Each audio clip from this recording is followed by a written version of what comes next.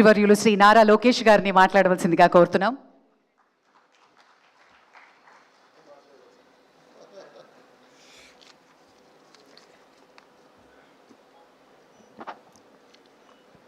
వేదిక మీద ఉన్న పెద్దలందరికీ, అదేవిధంగా ఈ కార్యక్రమానికి విచ్చేసిన ప్రతినిధులందరికీ పేరు పేరున నా హృదయపూర్వక నమస్కారాలు. ఈరోజు బాలయ్యబాబు గారి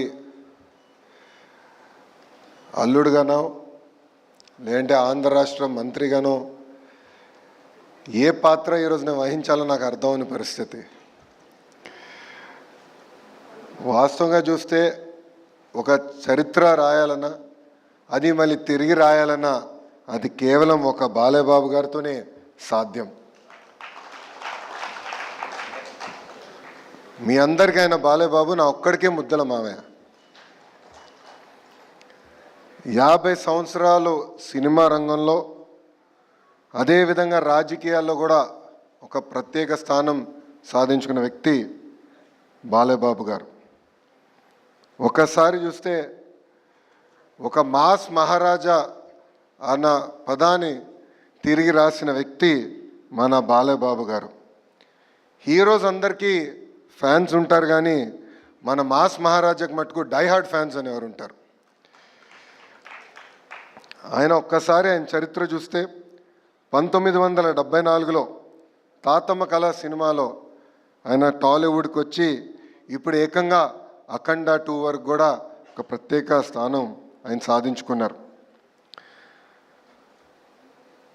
అందరికీ వయసు పెరుగుతుంది, కానీ బాలయ్యబాబు గారు మటుకు ఎప్పుడు ఒక యంగ్స్టర్గానే ఉంటారు. ఆయన సీక్రెట్ ఏంటో ఇప్పుడు కూడా నేను తెలుసుకోలేకపోతున్నా. ఆయనకున్నంత ఎనర్జీ మా తరంలో ఎవరికి లేదు. 110 సినిమాలు, అంతేకాకుండా ఒక సినిమా 1000 రోజులు ఆడిందంటే అది కేవలం మన బాలయ్యబాబు గారికి ఆ బిరుడు తగ్గుతుంది.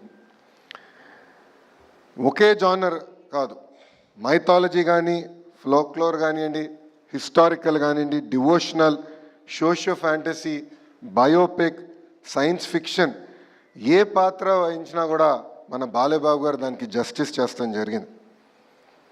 మనం ఒక్కసారి చూస్తే గౌతమిపుత్ర శాతకర్ణిలో మీసం మెలేస్తాం కానివ్వండి, లేదంటే ఒక సింహంలాగా అఖండాలో ఆయన గర్జిస్తాం కానివ్వండి, అది కేవలం ఒక బాలయ్యబాబు గారితోనే సాధ్యం. నా పాదయాత్రలో ఆయన డైలాగులు నేను చాలా వాడా. ఆ రోజు ఎందుకు వాడానంటే అక్కడ బాలయ్యబాబు గారు లేరు కనుక. కానీ ఈరోజు ఆయన ముందల ఆ డైలాగులు మళ్ళీ నేను వాడే పరిస్థితి ఉండదు. బాలయ్యబాబు గారు ఏంటంటే ఒక ప్రొడ్యూసర్ కానివ్వండి, ఒక డైరెక్టర్కి ఒక డ్రీమ్ యాక్టర్. ఆయన ఎప్పుడూ ఇండస్ట్రీ గురించే ఆలోచించే వ్యక్తి. కోవిడ్ వచ్చినప్పుడు కూడా ఏకంగా సినిమా రంగమే ఒక సంక్షోభంలో ఉంటే ఆయన స్టార్ట్ చేసిన సినిమా ఎన్ని ఇబ్బందులున్నా పూర్తి చేస్తాం కూడా ఆనాడు జరిగింది. అంతేకాకుండా ఇప్పుడు ఓటీటీ ఈరా కూడా చూస్తున్నాం. నాకు బ్రహ్మిణి చెప్పింది, ఒక టాక్ షో చేయాలనుకుంటున్నారు. నేను అప్పుడు అనుకున్నా, ఇది సాధ్యమా? మాస్ మహారాజా ఒక టాక్ షో చేయగలుగుతారా? అది సాధ్యమా అని అనుకున్నా. కానీ మనందరం చూసాం, ఆ అన్స్టాపబుల్ టాక్ షో ఏకంగా ఆ ఓటీటీ ప్లాట్ఫామ్లో నంబర్ 1 స్థానం కూడా సాధిస్తాం జరిగింది. బాలయ్యబాబు గారు ఒక బోలా శంకరుడు. మనసులో ఏమున్నా ముఖమైన సూటిగా చెప్పే వ్యక్తి, ఎప్పుడేమీ దాచుకోరు. అందుకే సినిమా ఇండస్ట్రీ మొత్తం ఆయనతో నిలబడుతుంది. బాలయ్యబాబు గారు జర్నీ చూస్తే ఒక స్ట్రైట్ లైన్ కాదు, అప్స్ ఉన్నాయి, డౌన్స్ ఉన్నాయి. కానీ ఆయన డౌన్ని ఎప్పుడు అప్ ఎట్లయితే ప్రవర్తిస్తారో అట్టనే తీసుకున్న వ్యక్తి మన బాలయ్య. 50 సంవత్సరాలు చాలా కష్టపడ్డారు. కొన్ని సంవత్సరాలు అయితే ఏకంగా 5 సినిమాల్లో కూడా యాక్ట్ చేసిన వ్యక్తి మన బాలయ్య. సో చరిత్ర రాయాలన్నా, తిరిగి రాయాలన్నా కేవలం మన బాలయ్యబాబు గారితోనే సాధ్యం. అంతేకాకుండా ఆయనలో ఉన్న హ్యూమనిజం కూడా నేను చెప్పాల్సిన అవసరం ఉంది. బసవ తారకం క్యాన్సర్ ఇన్స్టిట్యూట్ ద్వారా అనేక సేవలు అందిస్తంతో పాటు ప్రజలు ఎప్పుడు ఇబ్బంది ఉన్నా వాళ్ళకి అండగా నిలబడిన వ్యక్తి మన బాలయ్య. గతంలో వరదలు వచ్చిన సమయంలో అటు తెలంగాణ కానివ్వండి, ఆంధ్ర రాష్ట్రానికి 5 లక్షల రూపాయలు సీఎం సహాయ నిధికి ఆర్థిక సహాయం చేస్తాం కానివ్వండి, కోవిడ్ సమయంలో కూడా ఆనాడు 25 లక్షల రూపాయలు ఆయన అందిస్తాం కూడా ఆయనలో ఉన్న హ్యూమనిజం బయట పెడుతుంది. నిజంగానే ఇలాంటి వ్యక్తి సినిమా ఇండస్ట్రీలో లేరని నేను బలంగా భావిస్తున్నా. బాలేబాబు అనే వ్యక్తి ట్రూలీ అన్స్టాపబుల్.